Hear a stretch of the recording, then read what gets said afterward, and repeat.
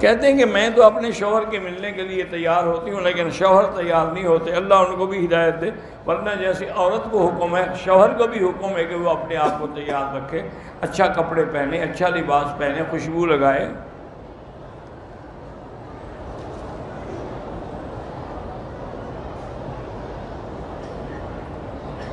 میری بیٹی ہے، قرآن حفظ کرانے کی کوشش کی تھی، لیکن اب اس نے چھوڑ دیا ہے، قرآن بھی نہیں پڑھتی، نماز بھی نہیں پڑھتی۔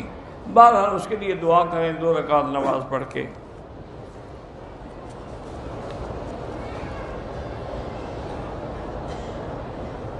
میرے شوہر کو گالی دینے کی عادت، یہ بہت بری عادت ہے۔ گالی دینا جو ہے منافق کی صفت ہے، اذا خاصم فجرا۔ بہرحال آپ اللہ سے دعائیں کرتے رہیں کہ اللہ آپ کو دوبارہ عمرہ اور حج نصیب فرمائے۔ دونوں ہاتھوں سے بھی مصافحہ جائز ہے اور ایک سے بھی جائز ہے، اور سینے سے سینہ ملانا بھی جائز ہے۔ قبروں کی زیارت کرنا جائز ہے، لیکن سجدہ کرنا ناجائز ہے۔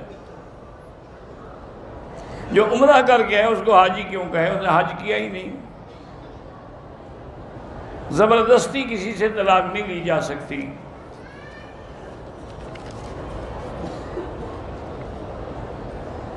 اگر میں 3 بیٹے ہیں 1 بیٹی ہے، ان کا عقیقہ کروں، اگر گائے لے کے کروں ٹھیک ہے، 7 بکریاں اس میں ہوتی ہیں۔ میں نے عمرہ کیا، عمرے کے بعد بیوی سے 15-20 جگہ کینچی سے سر کے بال کٹوائے، ٹھیک ہے آپ پر دم نہیں ہے، لیکن غلط بات ہے، آپ کو اچھی طرح سارے سر کے بال چوتھا حصہ کٹوانا چاہیے تھا، لیکن اب بھی دم نہیں آپ پر۔ قرآنی آیت جو میں نے بتائی سورۃ النجم کی آخری آیت ہے۔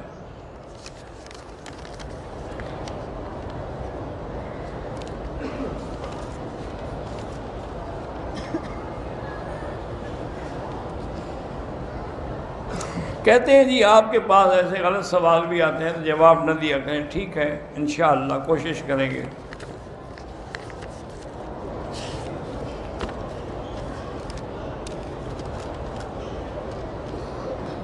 بہرحال گزارش یہ ہے کہ اگر کوئی دیوبندی ہے اور اس نے حضور پاک کی شان میں یا اولیاء اللہ کی شان میں گستاخی کی ہے تو مجھے وہ کتاب لکھ کے دکھائیں کون سی کتاب ہے۔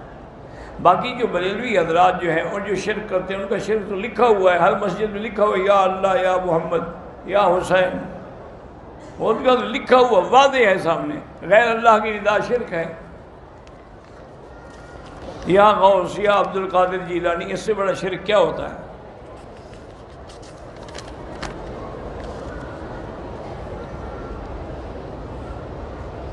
نہیں، تمام ائمہ برحق ہیں، لیکن ہم اسی امام کی فقہ پہ عمل کریں گے جو ہمارے ملک میں پڑھائی جاتی ہو۔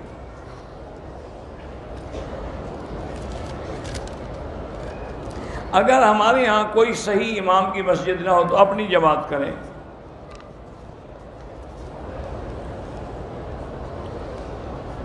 جو 21 دن کے لیے آئے ہیں لیکن کچھ دن مکے میں، کچھ وہ سفری نماز پڑھیں گے۔ اور نیت کر کے آئی، احرام باندھ لیا، حیض آ گیا تو بیٹھی رہے اپنے ہوٹل میں، اور جب پاک ہو جائے گی لیکن اسی دوران میں کنگھی شنگھی اور خوشبو وغیرہ استعمال نہ کرے۔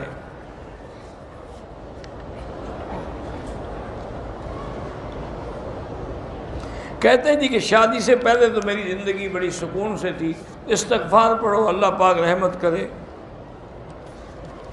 بہرحال جو مجاہدین اللہ کے راستے میں جہاد کر رہے ہیں اللہ ان کی قدم قدم پہ نصرت فرمائے۔ اگر آخری قاعدے میں رب اجعلنی کے بعد رب ارحمہما پڑھ لیں تو کوئی حرج نہیں۔ بہرحال اگر ان کو بلا وجہ مینیجر تنگ کرتا ہے تو اس کے شر سے بچنے کے لیے اللہم انا نجعلک فی نحورہم ونعوذ بک من شرورہم پڑھ کے دم کر دیا کریں۔ اللہ سب کی پریشانیاں دور فرمائے۔ مجھے جب قرآن پڑھتے ہیں یا دین کی بات ہو تو نیند آتی ہے، بہرحال شیطان چاہتا ہے کہ آپ نہ سنیں، تنخواہ بھی ہے لیکن برکت نہیں ہے تو استغفار پڑھا کریں۔ لوگ جو قبروں پہ پھول چڑھاتے ہیں یا پانی ڈالتے ہیں ناجائز ہے، بدعت ہے۔